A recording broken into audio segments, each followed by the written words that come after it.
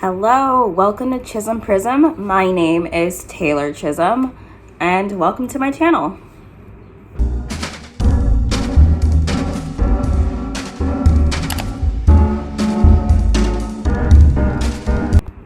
So don't mind the mess behind me. I'm currently in the process of moving, but for this video, I did want to share some tips, 5 tips that I've learned along the way when it comes to apartment hunting. I will link in the description or around this video a link to my previous video that I did, which was touring some apartments that I have seen in the Chicago area. And so if you want to go view the videos of that and also with the pricing, you can see it in that video. But let's get into this. I know that the market has been insane lately with apartment hunting, and it can be overwhelming. So hopefully this will help other people out there and give you some advice to how I found my apartment. I live in Chicago. I've been in Chicago for about 2 years now. I love the area, so this video will be looking at the market in Chicago, but hopefully if you're from another city or state, this can still have some use to you. Okay, so I'm gonna go through some of my favorite sites that I used for looking for apartments. Currently I have Zillow pulled up on my laptop.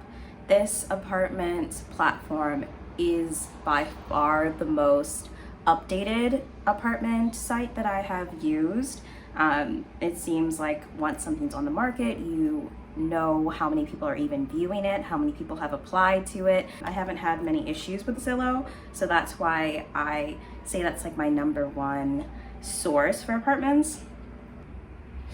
Okay, so here I have central, like all of Chicago is shown right here. So of course you look around at the neighborhood that you're wanting to be in. We have the cluster there of central Chicago, then North Chicago is in that vicinity, and then the west and the south. Here we'll look central downtown. So you'll see, so these 1 bedrooms about $1,200, $2,000, almost $3,000. And I will say this is a very overpriced time to be looking for apartments. That's why the search can be so difficult. Coming out of COVID, when there were so many deals and sales on apartments, nowadays, as you can see, the prices are higher than I prefer to get for an apartment. So I mean, you definitely have to dig harder now to find the right ones. Like I'm saying, if you live outside of central Chicago, outside of the loop, then you can find better deals. And it's not too far. Like, our public transport system is so great, so you can hop on a train and be there in 20 minutes. So if you want to live more in the west or the north or the south, you can find some more affordable apartments.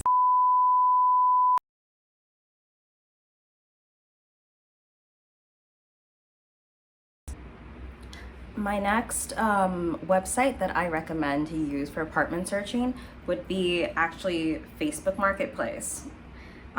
Surprise, I know a lot of people think like Facebook is where everything goes to die, but I really like this platform. I think you can find some pretty good deals. So you can go to property rentals or just search in apartments on this top search bar. 1 bedroom, 2 bedroom, and they even have these drop downs for how many bedrooms you want, the price range, the type, square feet, all that good stuff.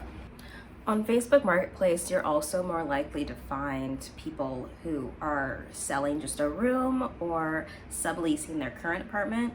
Here I have found a unit, or I found an apartment where someone is looking just to rent a room, and you would probably be living with someone or a couple of people, but There you can find some more deals and negotiate some better prices if you are trying to save some more money on rent. Yeah, so Facebook, there are some more varying options for you. Which goes into my second tip that I have when apartment searching. When I've used Facebook Market, there's been multiple times that I've been approached by a realtor who slides in my DMs pretty much and like us tries to assist me in looking for apartments. They might have a roster of units that they have within their company that they want to help bring to people. So I've used realtors twice. The realtor company that I have used was Apartment Guys both times, but there are a handful more out there. I don't know how it's like in other cities, but I know that Chicago, it does seem pretty common that you can find someone to help you look for apartments, which can cut your search time in by a ton because it can be helpful to have someone who looks at apartments all day and they can just like hand you a handful of them. To talk about that process a little bit, so what usually happens is you start talking to them. Sometimes they call you and you just tell them what you're looking for, the location, the price, the things that you want within the apartment, and then you'll set up a date with them. I would go to their office wherever it's located, and they have a car and they drove me around to the apartment units that they had lined up, which is, it's pretty dope. It's nice to have that accommodation. So if you find that or you're looking for that, I'd say definitely jump on it and utilize it because it is free. You don't have to pay for their service, but just keep in mind that they get paid from actually having someone sign a lease to an apartment building, so they might be a little pushy with wanting you to sign that day that you see a unit, but you don't have to. Take your time with that, and it can go really great, or there's times where, like the last time that I used them, it didn't work out this year. She was just showing places that weren't really what I was looking for, but I have used them in the past and I found a great apartment through them. So it can go either way. I say just use it because it's free, but. Okay, so you're looking around online, you might have set up something with a realtor, but I'd say for tip number 3, I'd recommend that you write down a list of your needs and your wants, because those can be two different things. For me, I was looking on a budget. I wasn't trying to go above and beyond and spend more on rent. And in this market, you do have to give a little bit, unless you're gonna pay thousands of dollars to have your dream apartment, which if you can, all power to you. But that wasn't the case that I was in. So your needs, put everything that is needed in there. For me, it was laundry in the building, at least. I mean, hardwood floors was a need. I have an animal. It gets messy with carpet. Needs is also a lot of space, a lot of light, for my plants, for my stuff. And I live with another person, my sister, so I just needed that space. But then things for wanting, like I wanted a dishwasher in my kitchen. I didn't need a dishwasher in my kitchen. I wanted a fireplace. I didn't need a fireplace. I wanted to have a large outdoor space or like a patio. I didn't need that, but it would be a plus. So when you have that list and you're going for your search, you're touring the places, it's helpful to have that on hand so you know what you want, and make sure that you're getting all of the needs checked, and if not, you move on.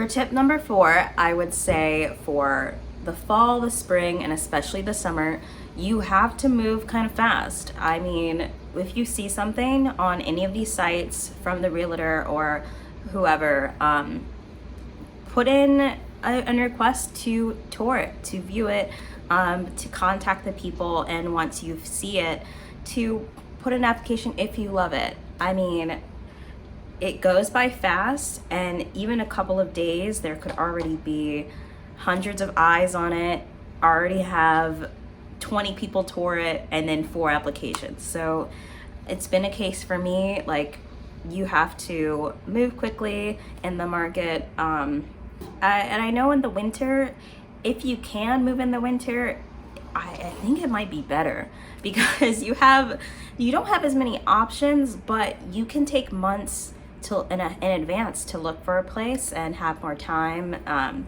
Usually there's more sales on rent because a lot of people aren't moving during that time. But I don't know, it's all about circumstances and when your lease is up and life, like I totally get it. But also I would say to make sure that you go and you tour this place. Don't just apply for a place that you haven't seen in person, because there can be a ton of issues. When you go and you look at the unit, look into the cabinets, look at the fridge, look inside the bathroom, like open the shower curtain. Really take your time.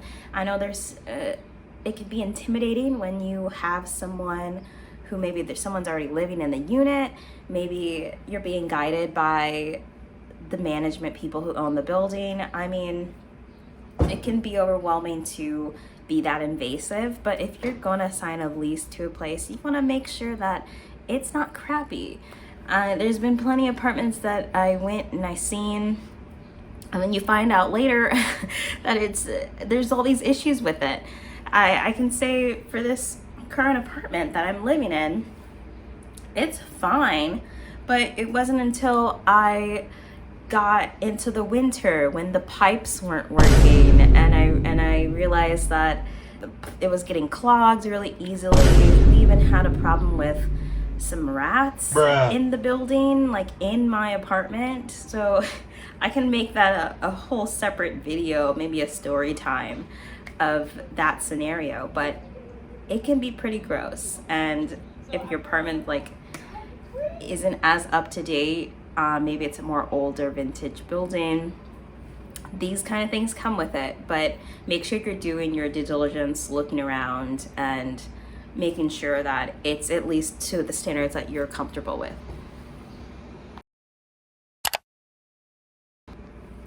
For my last tip, I'm not a financial advisor, but budgeting is pretty important, I'd say, especially at this time when looking for apartments. Things to keep in mind is I would recommend having some savings. Of course, things like a security deposit of first month's rent is often asked, or a move-in fee, which can range from maybe $100 to $600 depending on the apartments that you're looking at. Things like pet fees, parking fees, what else am I missing? Application fees can be like another $100. I mean, these things vary from the apartments that you're looking at, but it's good to keep that in mind. And it's something that if you have savings, that you don't have to worry too much about it when it comes down to signing for your apartment. I can say in my scenario, I did have a security deposit that I had to pay, which was first month's rent, and that was about it. Which I was lucky. I mean, some places they just need a move-in fee of maybe $300 and you're good. If you have a pet, it might be another $100, or sometimes they do like a monthly pet fee. But it all depends. I just definitely ask the management that you're working with about these fees as soon as you can. I mean, so you aren't surprised later down the line when these things pop up. And then on a good note, I'm sure it's probably known, but like having about an income of 3 times the amount of rent is preferred when putting an application, and that looks good for management and then also for yourself, because you don't want to be spending more than about 3 times your rent, 3 times your income on rent, because you need money to live your life and to save and to do whatever, you know? So just keeping that in the back of your mind, and don't overindulge in rent just because you want that Jones lifestyle. You want to live that life. Like, it's not worth it. Just budget yourself, and especially I being in my 20s, I know it's easy not to think about those kind of things like money, but definitely starting now, like, it's good to balance yourself. Okay, I hope that was helpful. Like, subscribe, comment down below if you have anything that you want to add on for apartment hunting tips. Yeah, I hope to be making a moving video soon with addition of some decorating DIY videos on my channel. So definitely subscribe and like if you want to see some more content like that. It helps out, and I appreciate the support. So thank you. Have a good one. Bye.